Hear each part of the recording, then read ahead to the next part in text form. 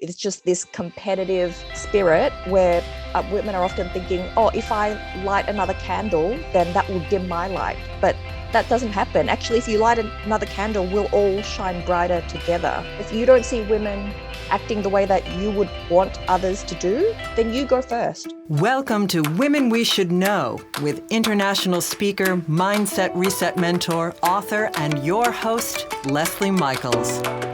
With audacious honesty and candor, the Women We Should Know podcast presents the wisdom and life-empowering insights of women who are the embodiments of innovation and social evolution.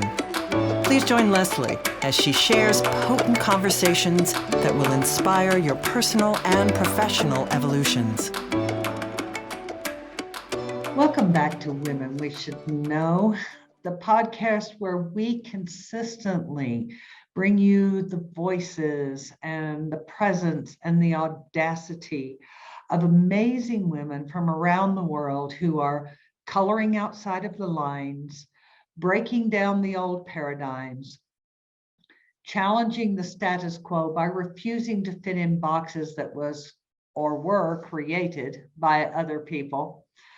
And it is always so much fun to hear what they have to say, to be inspired by them, and to have new innovations suggested to all of us collectively as they come on the show. And we have just such a woman with us today. Friska transforms organizations to enable them to better respond to the changing environment, having worked for some of the biggest names in mining, engineering, and technology, a change and transformation expert for nearly a decade. She's led change programs influencing up to 23,000 people across 6 of the 7 continents. Digital transformations, operating model redesigns, M&As,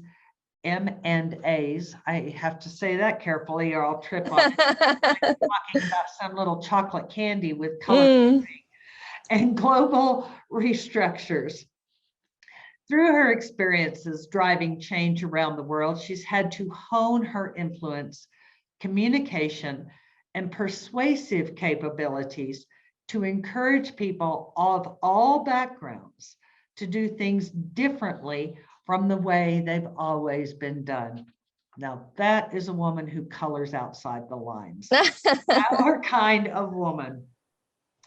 Her expertise has been sought after at Microsoft Indonesia, Salesforce, Expert 360, NCR, Women in Construction and Engineering, Women in Leadership Asia, Future of Mining, Sydney, Female Influencers in Tech, Swiss Cognitive, Women in Tech, and I could go on. There's a long list, a long, impressive list. But I wanted to give you that many so that you could understand just how dynamic this woman is and the level to which she's bringing changes that are affecting every one of us that we do not even know about. Friska, it is such a pleasure to have you on the show with us today. Thank you, Leslie. It's an honor to be here. Thank you for that glowing introduction. Absolutely. I have a little tradition at the first of every show, just a little Leslie game. I enjoy asking my guests what is not on your bio that you would be willing to reveal to our listeners. Oh, okay. Well, my hidden skill or talent is actually, I've done this for friends many times and on request, is personal styling and brand building. So I'll often go into their homes, their wardrobe, assess what works, doesn't work, throw everything out. You know, there's been tears, there's been there's been pushback, there's been kicking and screaming, but I say, no, the shoulder pads were in the 80s, let them have them. That's right. Yeah, I'm a personal shopper, personal stylist as a hobby. So I find it really enjoyable. And, you know, people say that looks don't matter, people or you know, money doesn't bring you happiness. Those people don't know where to shop, like the impact it has to someone's confidence, to their abilities. I mean, it's like a self-fulfilling prophecy. So yeah, that's not in my bio. No, and how unfortunate for me that you're all the way down in Sydney. We'd have to get together soon. I'd be glad to let you strip my, Yeah. my closets and, maybe 2 or 3 pair of boots that I'd try and cling to and hide under the bed so that you couldn't get rid of them. But Mm. everything else, I just for the fun of it, just for the fun of it. And Mm-hmm. that's one of the things that I inspire women to do all the time, is to make big changes just for the experience of it. And you are doing that for major companies and major organizations, not necessarily just for the fun of it, but for the adventure of bringing new innovation. Mm-hmm. What drove you into this arena? I was in California at the time, so I won a scholarship to study at USC, and there was a professor that I really looked up to, and he'd spent a lifetime consulting to Fortune 500 companies, flying all around the world. He was a management consultant, and I said, I want to do what you do. Tell me what I need to get there. And he said, go get your MBA, join a management consulting firm, work your way up, the traditional route. Right. And that's what I did. But after a while, it just seemed like every project was the same. As you know, in consulting firms, you work really long hours for very little reward, with the promise, with the dangle, the carrot that someday you would be recognized, make partner, etc., etc. After a few years, I just wasn't in it anymore. It really felt like Groundhog Day. And that's when change management started to be recognized as an actual discipline. And it really intrigued me. I mean, it played to my strengths. Every day was different. There was no cookie cutter approach. And I really wanted to try it out. So I took a leap of faith. I took a 40% pay cut, and I stepped out of consulting to start from nothing, start as a low-level change analyst. And I just worked my way up with unwavering dedication and laser-like focus. And fast forward 7 years later, I was the youngest head of change for the biggest gold miner in the Southern Hemisphere. Brilliant. Now, for the uninitiated, what is change management?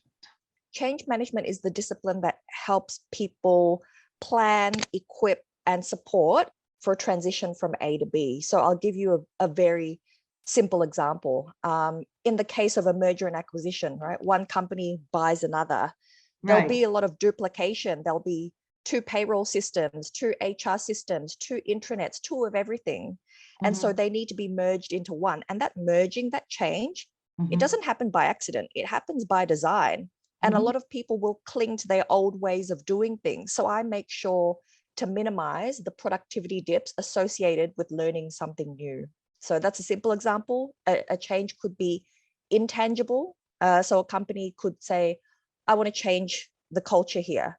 That's not a 3-month effort. That's a multi-year effort. Yes. So that, again, that change doesn't happen by accident. You need to have the right support. You need to have the right systems, the right skills, the right strategies.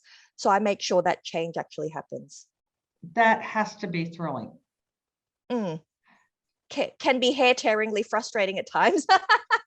But yes. Well, of course, anything that's thrilling is, though, isn't it? Yeah. You have to take that with it. You have done so many things that are provocatively forward-moving in any number of ways, in business arena, but also for women.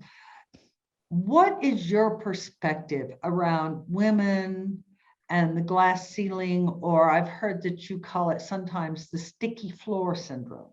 There's a lot of, especially International Women's Day, there's a lot of sort of attention saying that, really a lot of man bashing. I don't actually think it's men's fault. Yes, of course, there are, in any situation, there are some that are intentionally like that, but often it's because they don't know any better, and they don't know that they're biased. And so I'll give you an example of the New York Philharmonic Orchestra. In the 1950s and the 60s, the number of musicians, the gender ratio, female was 0. It didn't shift for decades. And so they were scratching their heads like, what the heck can we do about this? And so somebody came up with the idea of blind auditions. I was like, oh, great. So something so simple, have a screen in between the evaluators and the people who are auditioning. And women's representation in the orchestra jumped 10% in less than a decade. That is insane. So things like that happen all the time. It's not with malice. It's just we've been so ingrained to be programmed as the default as male, and that's why we're disadvantaged. It's not necessarily men that are keeping us down. And also why I say that it's often a sticky flaw is that many of the opportunities that I've gotten in my career, in my life, they've been as a result of men helping me up. Mhm. They see their daughters in me, or they saw something in me, and they took it upon themselves to sponsor and champion me upwards. Another woman has never helped me move up. You know, it's just this competitive spirit where women are often thinking, oh, if I light another candle, then that will dim my light. But that doesn't happen. Actually, if you light another candle, we'll all shine brighter together. So I think that envy, that backstabbing, unfortunately, still permeates many cultures in the workplace and in the schools. So I used to consult to WA Police, and 85% of the bullying cases that were reported in that agency were women against women. I'm not the least bit surprised. Mm. Women on women instability is rampant. It's Yep. actually one of my big topics Mm. about the fact that we must stop this. And you are exactly right. You light two candles, the room gets brighter. Yep. That's all there is to it. What would you say is, just from your perspective, from your experience, is the best thing that we as women not participating in that can do to shift that needle? Be a role model. Actively seek out other women who align with your values and support your vision, and go out of your way to try to help them. So I'll give you an example. I was in Brisbane last week, and I met up with a lady. Her name's Fiona. She and her husband started an organization that runs STEM programs for primary school kids. So STEM is the science, technology, engineering, and math disciplines. They run those sort of programs.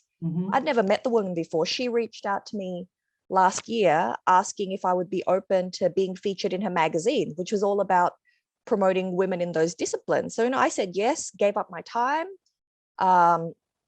And we met in person for the first time. I'd never spoken to her before besides that interview. And we just clicked, and we were on the same wavelength. And since then, she's introduced me to 5 other women to speak to. So it's like a snowball. It just keeps on gaining momentum, but you have to get up and first make the snowball and help push it along, because it doesn't happen by itself. So if you don't see women acting the way that you would want others to do, then you go first. You step up and you go first, and others will follow suit and be inspired by your example. Absolutely. I could not agree with you more. I mean, that's why we're chatting, right, Leslie? That's right. Our connection is through Paris, and Paris said, you need to meet Leslie. She's amazing. And here we are today. So here we are today, talking on a podcast that is all focused on women supporting other women, women focusing light on other women's accomplishments. And so there we go. One thing I wanted to ask you about, it's a term I've not heard before, but the minute I heard it, it made sense to me. Change fatigue. So change fatigue is resistance or passive resignation to a change. So I'm talking in an organizational change, and people are really over it, right? Under normal circumstances, we have something called a surge capacity.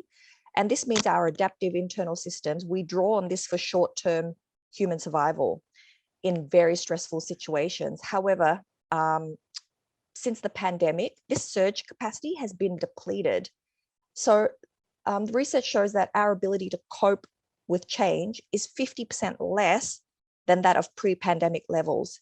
But you've got to understand, organizations now have to change more than ever before. They're implementing new technology. They're moving to hybrid.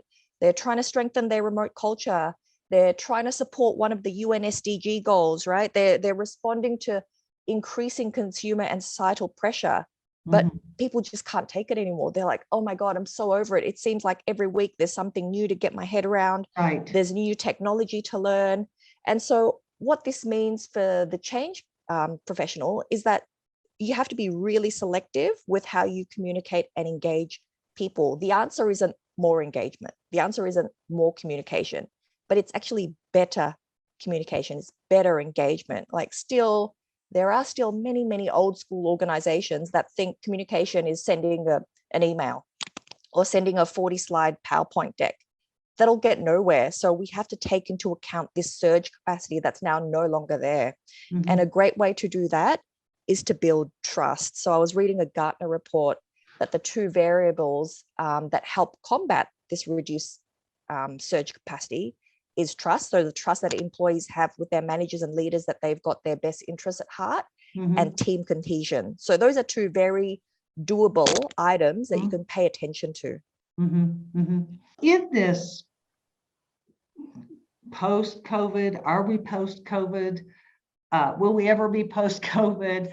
There is no more normal world. What would be the number one point of advice that you would give to women, particularly women in leadership positions? For women in leadership positions, it's never underestimate the power of positivity, right? So there was a John Hopkins study that I was reading that said it looked at heart disease, and it showed that people that had a positive outlook were a third more likely to have a heart attack than those with a negative outlook. And human brains are hardwired to latch on to negativity, right? That's why Yes. sensationalized news headlines sell papers. That's And right. so you need to be even more conscious of this and Mhm. even more positive. I'm not saying, put your rose tinted glasses on and skip through fields of sunflowers. Mhm. Balance it with some pragmatism, but you Mhm. do not want to be the doom and gloom. You just want to, keep on corralling your people to adopt whatever changes that are coming down your way. Mhm. And lastly, what I want to say is you need to build some engagement capital. So I often suggest this with my client, and I draw on the research of John Gottman. So John Gottman, he's a famous American dude. He skyrocketed to fame because he could predict divorces 91% of the time. Right. And it's because we have something called this engagement deficit. So for every one not so great interaction you have with your team, you need to balance that out with 5 positive ones, but you need to build this up. It's like a bank account. You need to keep depositing these positive moments of trust and cohesion and confidence with your team.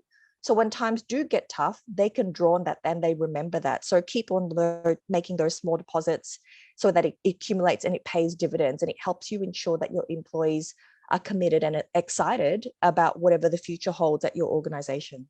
That's brilliant. So it's a 1 to 5 factor. Women can just remember the 1 to 5 factor, and it will bring them back to what you just shared with them in terms of potential going forward. Now, I know one thing that I hear a lot of conversation about right now is how are we going to, what are the best approaches for maintaining a sense of cohesion and even maintaining a sense of culture so that people can feel like they're part of something as we continue forward into a professional world that is going to continue to be more and more remote oriented. So as our world gets more digital, our need for connection and communication increases, especially asynchronous communication. So you can't just walk down the hallway and chat to whoever. So I found effective approaches for this is to make sure you're abreast of the best tools. For example, Slack, for example, Trello, like you can leave drop-in rooms open for people to drop in literally and chat whenever they want to throughout their day. For people that are the lone wolves out there, don't forget that these people, they may be introverted, but they do get lonely too, and sometimes they do need connection. So for this, I've found that I like to pair people up. So change is always easier when you've got someone to change with, right? Yeah. That's why people get personal trainers. That's why people get exercise buddies. They're more likely to commit to their goals and be excited to work together. And thirdly, about remote culture, for me, it's a 3-step process. You first need to create it, define it. So then you need to communicate it, saying this is where we're going.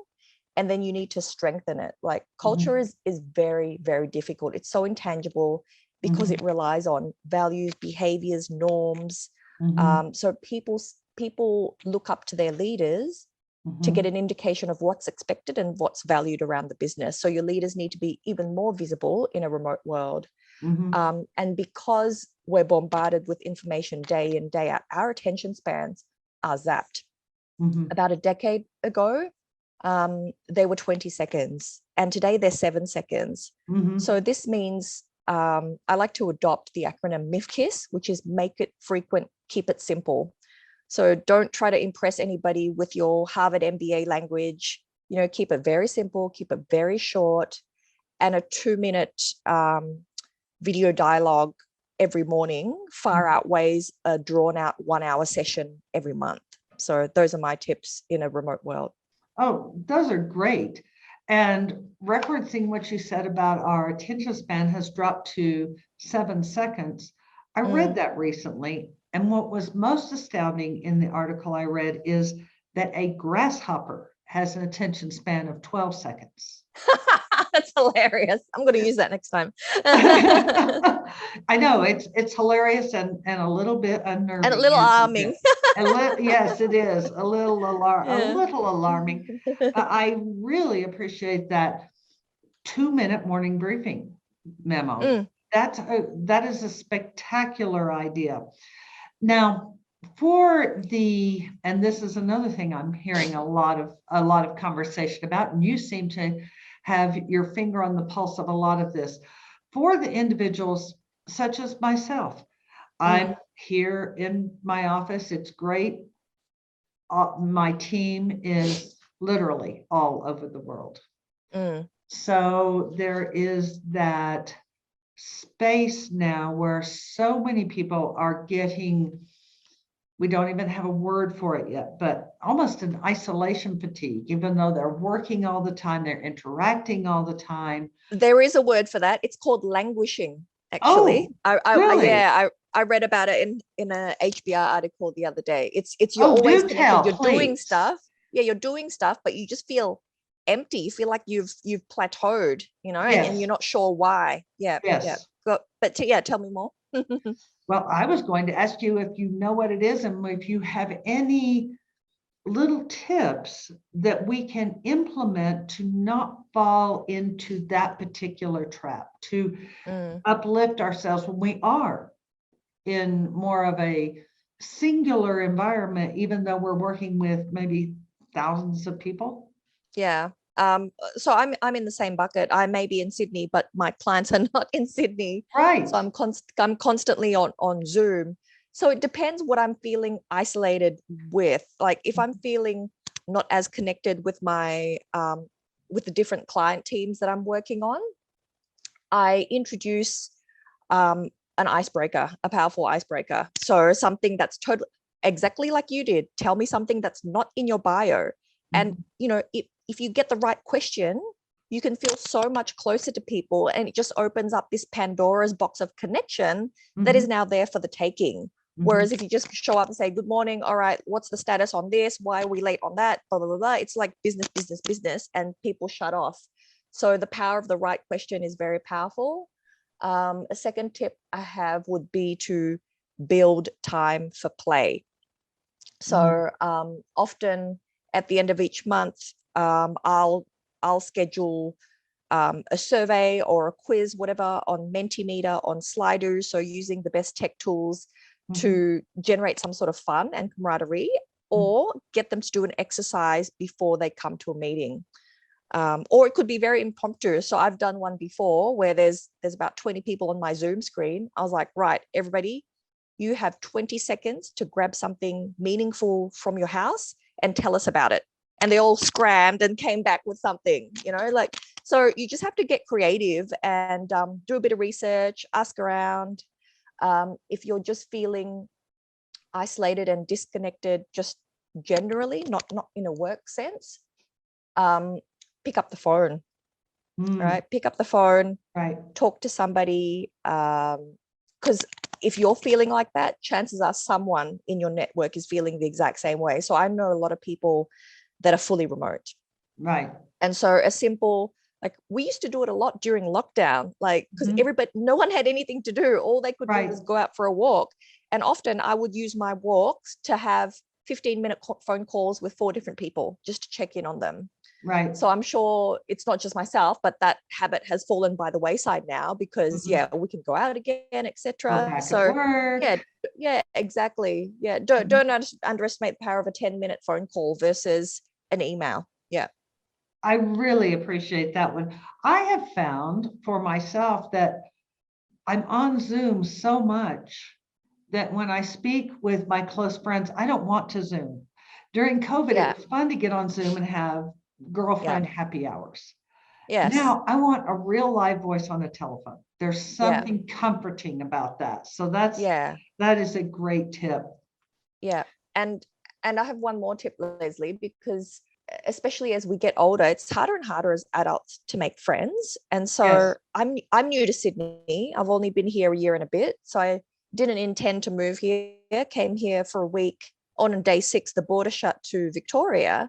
And I thought, oh, am I going to rush back to lockdown? I don't think so. And I was working remotely anyway. So I made the call to just literally lift and shift my life. And none of my friends are here. And I thought, and I just want a girlfriend to go get smoothies with, go do a yoga class together, go for a walk, etc. There's so many new friendship apps out there that, so a lot of my closest friends that I've got now, I met through friendship apps.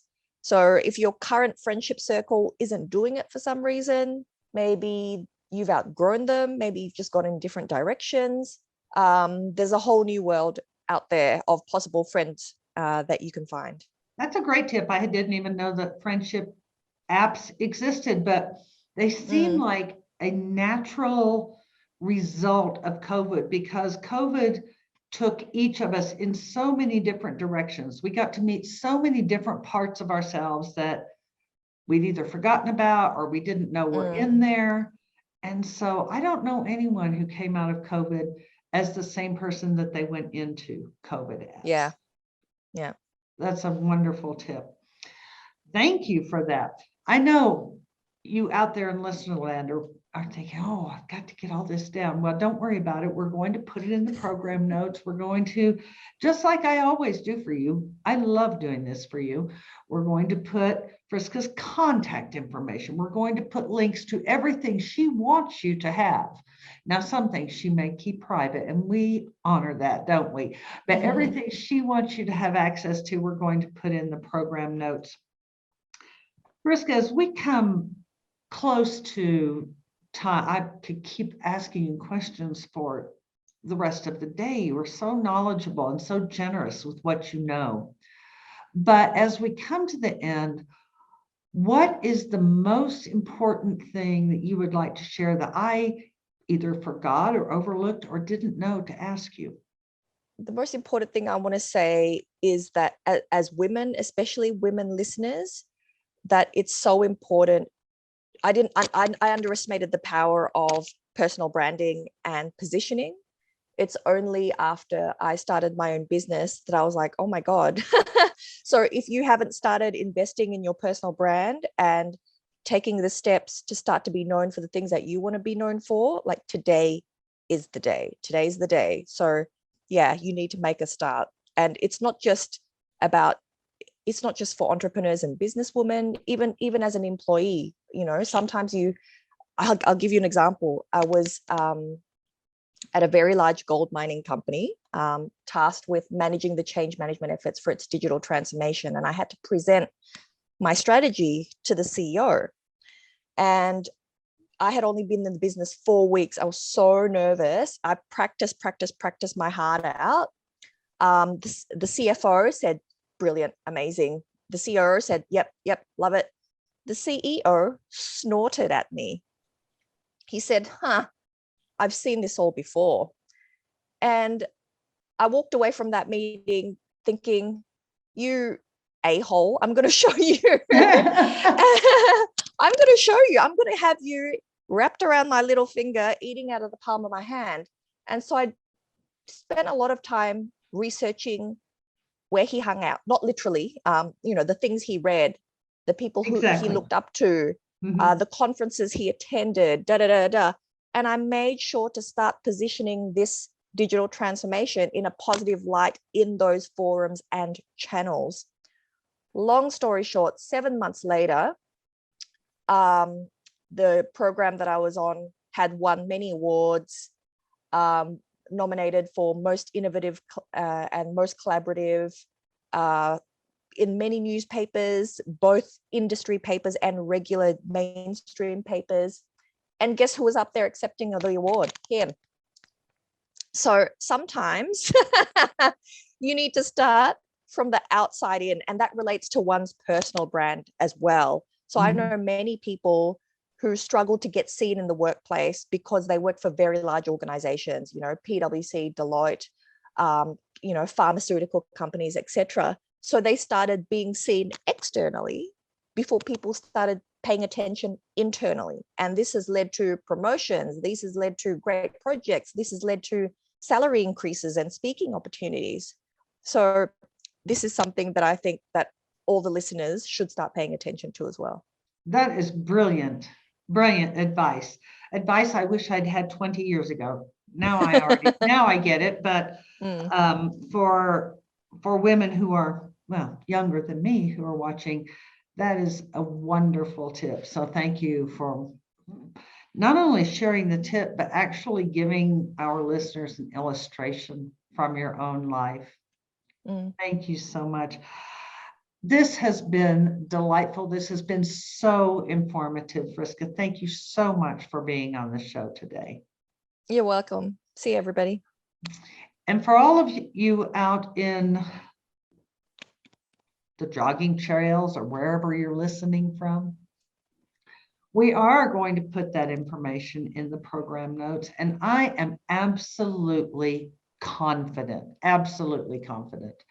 that you got at least a few golden tips today that you are going to stick in your pocket and pull out and use later, and remember where you got them and be grateful that you got to meet this amazing woman, albeit virtually, and to be able to learn from her.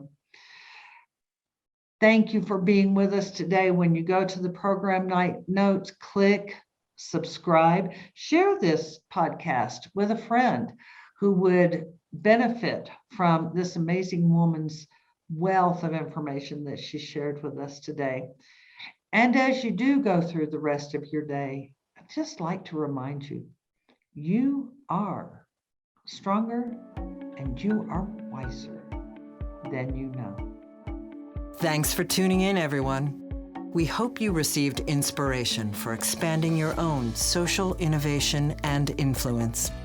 Help us inspire others by sharing this episode and leaving your comments over at lesliemichaels.com/podcast. For more tips, insights, and support in creating a fully audacious, professional, and personal lifestyle you love, visit our Women We Should Know community on Facebook.